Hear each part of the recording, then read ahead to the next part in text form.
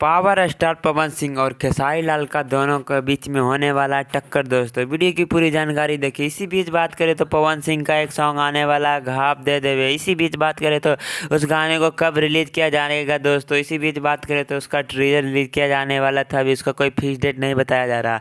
इसी बीच बात करें तो उस गाने को गाए पवन सिंह और शिल्पी राज। इसी बीच बात करें तो खेसारी लाल का भी एक सॉन्ग आने वाला है जिस गाने का नाम है राजा। राजा का इस मैं बता दें कि इस सॉन्ग का नाम है राजा कुछ करके टाइटल है दोस्तों, जिसका पोस्टर अभी वायरल हो रहा है सोशल मीडिया पे। इसी बीच बात करें तो इसका भी सॉन्ग रिलीज होने वाला है इसी हफ्ते। दोनों पवन सिंह और खेसारी लाल का दोनों का गाना आने वाला है। आगे या पीछे या फिक्स डेट रहेगा दोस्तों, या एक ही दिन दोनों का गाना रिलीज किया जाएगा दोस्तों। इसी बीच बात करें तो दोनों के बीच में भारी टक्कर होने वाली है। आप लोग ज़रूर कमेंट करके बताएं कि किसका गाना आप लोग को अच्छा लगने वाला है दोस्तों।